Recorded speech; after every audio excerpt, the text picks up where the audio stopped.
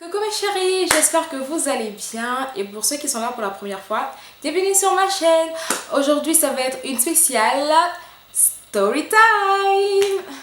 Alors, l'histoire que je vais vous raconter aujourd'hui, je l'ai vécue il y a 7 ans à peu près. 7 ans, un peu plus, je sais plus, 7 ans. En fait, cette histoire s'est passée au Bénin. Et pour ceux qui ne le savent pas, je suis béninoise. Et en fait, j'étais en première, je crois. Et je devais partir à un concert avec des amis. Et donc, on s'est apprêté et tout. Voilà, je vais passer ces détails-là, ça c'est pas intéressant. On est parti au concert, on était en groupe. Et une fois qu'on était au concert, et donc ma pote qui me demande l'accompagner pour voir un de ses potes, donc je dis oui, bien évidemment. Et du coup, on part. Et chacune de nous est montée sur un taxi-moto, communément appelé kekenon, pour ceux qui savent. Donc, chacune de nous monte sur un kekenon et on part.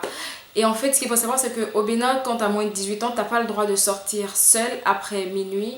Ou même tu n'as tout simplement pas le droit de sortir sans ta pièce d'identité. Ce jour-là, j'avais ni ma pièce d'identité, ni 18 ans. Et ma pote, elle n'avait pas sa pièce d'identité non plus. Et en fait, chacune de nous est montée sur un kekenon et on est parti. Et on avait à peu près pour 15-20 minutes grand maxi. Donc on part, on retrouve son pote qui était avec d'autres potes à lui. Et donc on rigole et tout, on s'embête, machin, ouais. Et après il fallait rentrer, il fallait retrouver nos potes qui nous attendaient au lieu de concert. Donc au retour, on reprend chacune un kekenon pour revenir. Et en fait, ce qu'il faut savoir, c'est qu'au Bénin, enfin comme partout d'ailleurs, il y a deux grandes voies. La voie, enfin le sens, il y a deux grandes voies. Ce côté-là, c'est ceux qui partent et ce côté-là, c'est ceux qui viennent. Et donc, au milieu de ces deux voies, pour les séparer, il y a un grand béton haut et tout, enfin pour bien séparer. Et donc nous, on revenait, donc on devait être ce côté-là. Parce que ce côté-là, c'est ceux qui partent dans ce sens-là. Et là, c'est ceux qui partent dans ce sens-là. Donc on revient. Et nos deux motos se suivaient. Et je sais pas ce qui se passe. Je sais pas à quoi mon kekenon il a pensé. Franchement, je sais pas. J'ai pas compris le délire en fait. Il décide de prendre un sens interdit. Et là, qu'est-ce qui se passe? En fait, c'est là que l'histoire commence à être intéressante. C'est maintenant que la story time commence en fait. Je vous explique. Le kekenon, il décide de prendre ce sens-là, qui n'est pas le nôtre, bien évidemment. Et il fallait s'y attendre. Au moment où il tourne, parce qu'il y avait un carrefour, donc il devait faire ça, et lui il tourne pour faire ça. Au moment où il tourne, en même temps, qu'est-ce qui se passe? Croisement avec voiture de police. Et là, clairement, tu sais que ça sent la merde. Pardon, j'ai dit un gros mot. Enfin bref. Et donc oui, la police tout de suite nous tombe dessus. En fait, t'as pas le temps de réfléchir. En même temps, il y a un policier qui descend de la voiture et qui arrache les clés de la moto pour pas qu'on parte. Donc moi, j'ai pas ma pièce d'identité. Et le policier il demande des pièces à mon kekenon, celui qui conduisait la moto, et lui donne des pièces machin. Mais vu qu'il a quand même pris un sens interdit, bah, il était pénalisé de coup. On lui a pris ses clés de moto et qu'on allait lui rendre le lendemain, mais il devait payer une amende. Et moi, le policier me demande, alors mademoiselle, je peux voir votre pièce d'identité? Et là, je lui dis, ma pièce d'identité est dans le sac de ma pote. En fait, ma pote elle s'est rendue compte que j'étais plus derrière elle. Donc, son kekenon et elle, ils sont descendus de leur moto, ils se sont arrêtés, ils sont descendus de leur moto, ils se sont assis par terre. En fait, ils étaient loin de nous. Pas proches, mais pas très très loin. Ils étaient un peu loin, mais ils pouvaient me voir de loin.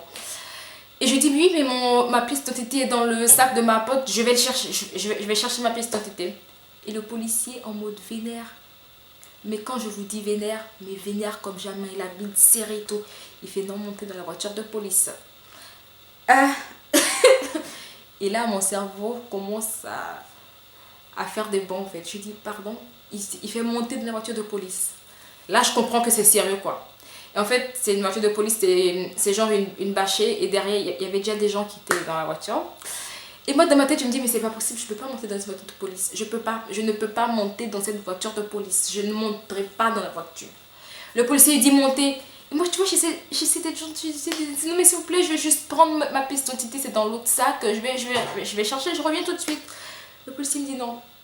Il avait sa matraque et tout, mais en mode vénère, il souriait même pas. Il dit montez dans la voiture. Et là, mon cœur, tout. Là, je me dis non. Je me dis, mais c'est pas possible, je peux pas. Comment ça, je monte dans une voiture de police? Et en plus, les policiers, ils te gardaient. Et le lendemain matin, ils te libéraient vers 6h, je crois, 6h, 7h. Et c'était un parent qui devait venir te chercher. Sachant que moi, mes deux parents sont militaires. Ils allaient venir me chercher au poste de police. Ah, ah, ah non. Non, non, ils allaient me tuer. Non, je pouvais pas prendre... Non, non, non, non, non, je vais pas mourir, non. Mes parents, ils allaient me tuer. Et du coup, dans ma tête, je me dis, mais c'est pas possible, impossible. Déjà, en dehors du fait que mes parents allaient me tuer, je pouvais pas monter dans une voiture de police. Personnellement, psychologiquement, c'était pas possible pour moi de monter dans une voiture de police comme un criminel. Pardon s'il y a des criminels qui... Enfin, non, pas pardon. Je ne montais pas dans la voiture de police. Et le policier, il me mettait la pression, montez dans la voiture.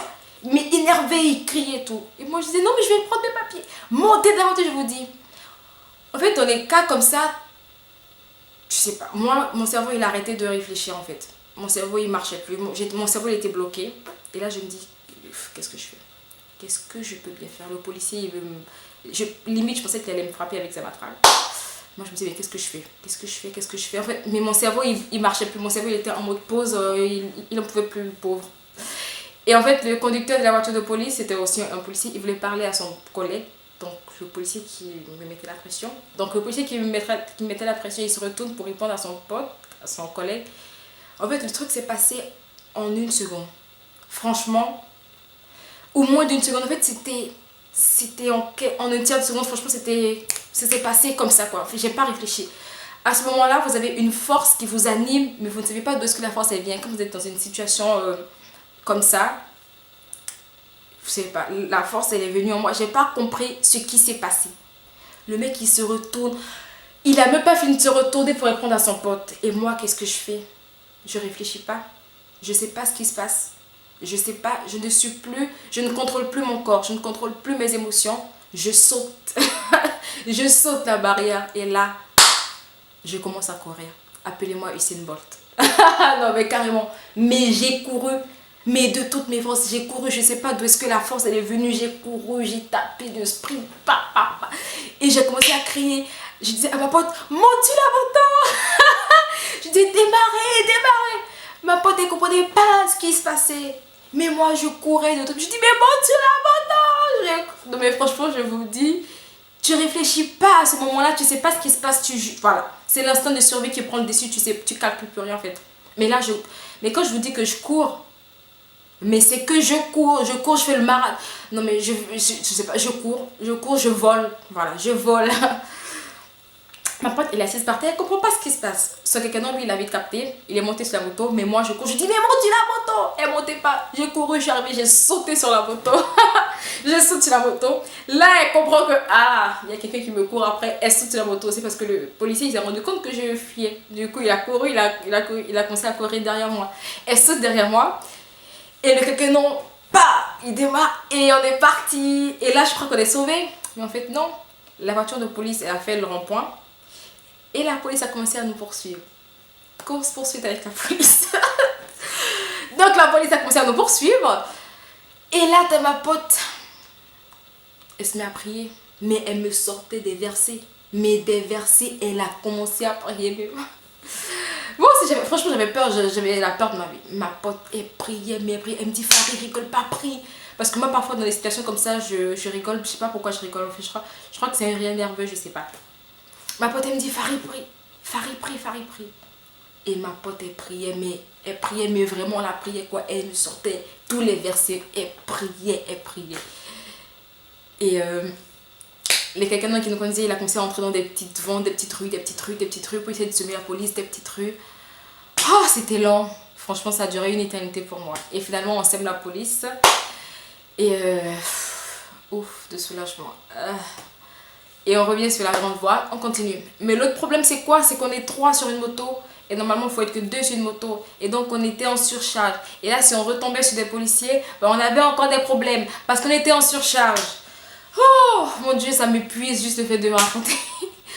Et du coup, bah, on a continué. On était sur la route. Et donc, là, je crois que c'est fini. Je crois qu'on est sorti d'affaires. On souffle. Genre, ouf, enfin, un ouf de soulagement. Et bah non, c'est pas fini. On part et là, on se rend compte qu'il y a une moto qui nous suit maintenant cette fois-ci. Et sur la moto, il y avait un militaire avec son arme. Il nous suivait, il nous poursuivait. Et là, je me dis, non, mais c'est pas possible. Là, je me dis, mais c'est pas possible. Je me dis, non, non, non, non, non, non, non, qu'est-ce qui se passe là? panique, repanique, on repanique. Et là, je dis, mais non, là, il faut vraiment qu'on s'arrête, là, parce que là, ça commence à être... moi, j'ai vraiment commencé à flipper. Je me dis, mais non, on n'est pas des criminels, quoi, on s'arrête. On n'a juste pas de pièce d'identité, on s'arrête. Voilà, voilà. On n'a pas commis de crime, on s'arrête. Et notre Kekeno, il ralentit, et donc le militaire, il nous rattrape. Il me dit, ouais, est-ce que vous n'aurez pas vu un jeune homme habillé comme ça, comme ça, comme ça, comme ça? Et on dit non, mais en fait, il n'en avait pas après nous. Lui, il était à la recherche d'un jeune homme qui a foutu la merde au lieu du concert et du coup qui a pris la fuite. Donc lui, il poursuivait ce jeune homme-là. Donc, ouf, c'était pas nous qu'il poursuivait, donc soulagement encore.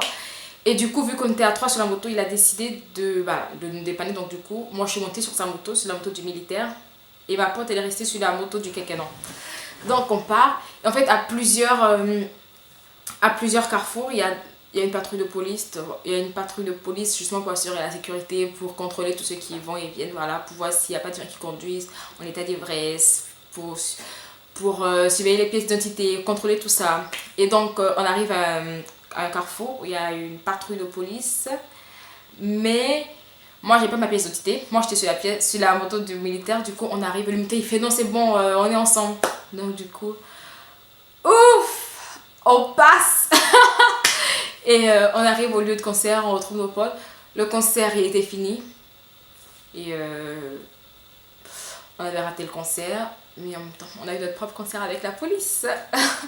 Et voilà, donc après le policier, il nous a accompagnés chez nous.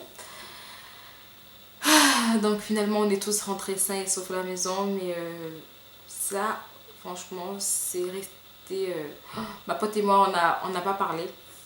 On n'a pas parlé parce que non, on avait un peu honte quand même. On n'a pas parlé. Mais après, on l'a raconté, mais au départ, on ne voulait pas en parler. Mais donc voilà. Et justement, si tu passes par là, si tu vois cette vidéo, je te fais des gros bisous. Tu te reconnaîtras. Et donc voilà, donc c'était mon expérience avec la police. Enfin bref, j'espère que l'histoire elle vous aura plu, que vous avez rigolé, parce que moi je rigole maintenant, même si ce jour-là, j'ai pas rigolé. Ah mais si, j'ai rigolé quand j'étais sur la photo. Enfin bref, je vous souhaite de très belles fêtes de fin d'année. Soyez prudents et surtout prenez soin de vous. N'oubliez pas de mettre en commentaire tout ce que vous en pensez. Si vous avez d'autres idées de vidéos, machin, tout ce que vous voulez, vous mettez en commentaire. Et moi, je vous fais de gros bisous. Prenez soin de vous et abonnez-vous. N'oubliez pas. Ciao. Bye bye.